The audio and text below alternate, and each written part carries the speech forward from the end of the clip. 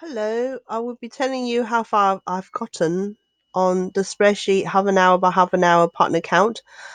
Um, yeah, so I'm thinking of doing one spreadsheet per floor, so it's actually easier to manage.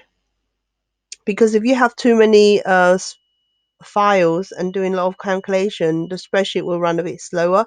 And at the end, I can actually have another spreadsheet to collect all the data in one go. Yeah.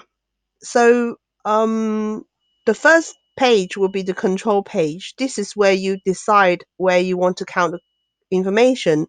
Because in the spreadsheet, you will have managers, non-shop floor group, selling coach, shop floor start, and you might not want to count everybody because some names could be repeated, like the manager's name will be repeated, and so I'll let you have the opportunity to decide where you want to just start your counting. So it could be non-shop floor or the shop floor start, or you could be selling coach start until the end.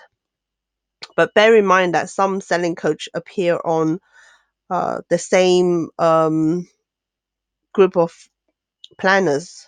Like for example, the fourth floor, the selling coach appear on three different planners. So that could be double counting, triple counting. And so the first piece of work I was working on was half an hour count. So half an hour count, um, you have got the dates at the top. So it's from the Black Friday week until the first week of January, and it is in half an hour slots like this. The extended hours are colored in yellow. Yeah, so that's Black Friday, and then the extended colors at the bottom is colored in yellow as well. Um, and so I've actually tallied up how many half an hour um we have done in terms of people. It's just addition. Of course, I can actually create a different formula if needed, but the finance is actually in half an hour. So I thought I'd do everything in half an hour. So the partner that is in the yellow cells, which is extended hours, is also in half an hour count. Um, and so this is actually going to be a percentage of that, really. I'm only doing this because the finance data is in half an hour. So I'm doing everything in half an hour here. And I have got the rotors down below with the people's name blackened for this video. And so you can actually see the irregularity of the data here. Sometimes you have one person that is peeking out. So that could be like an admin error um, where they um, do something that fall outside of the count. But I usually have a good check to make sure it's okay, and I will adjust the formulas to count that particular error. Because if one spreadsheet have that error, very likely the other spreadsheet will have that error. So the error would be, oops, oh dear me, hold on. Oh my goodness, I can't type, sorry. So the error would be something like, hold on one moment. So the error could be something like you have a full stop instead of a colon, you have a semicolon, or you have a one, because I'm going to be counting every 5 minutes in this spreadsheet. So if you have like 11 minutes, 22 minutes, 23 minutes, it's not going to pick it up.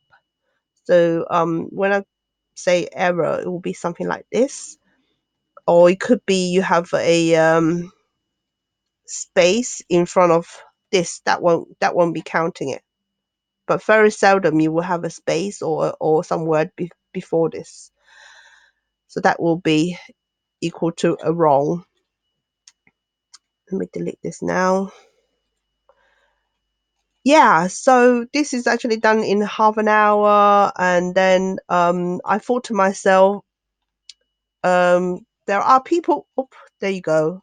Somebody going home at 0.5. Can you see? And then you counted them within the half an hour. Yeah. So what I was thinking, maybe I could do every 5 minute counts, because I have been thinking about this issue for a long time. People coming into work um 55 minute past, and you're counting them for the entire hour, or some people going home at 5 past and you count them in every hour. So you can see here is actually counting every half an hour, and I got a filter for whoever is interested to actually study the time zone. So for example, between 9 and 10 o'clock, you can see the time, the actual people working within every 5 minutes. Yeah. So if I actually go back to the main here, and I will do Control F and find how many people are going home at 10 minute past. And you see at the result is 1,818 people going home at um so that is quite a lot. But for this spreadsheet, how many people are going 5 minute past? It will be 10 people. That's not too bad. So how many people are going home at 15 minute past? So that would be 116 people going home at 15 minute past. So having like a 5 minute count is actually quite good. So if we look at these two area, you can actually see even though it's like mid middle of the peak season, and you can see, for example, here it's dropped quite a lot.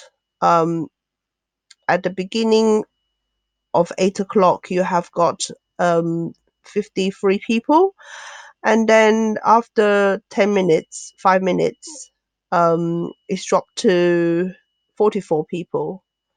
Yeah, and here as well. And the way that people dropping off is crazy. For example, on this particular Saturday, you have got so many people going home around this time, and then if you have got like an hourly count, you will think you have got 66 people during the hour, but actually you got like 16 people going home at 10 past. So I think 5 minute count is very good. Um, but eventually I could actually do like another lookup to uh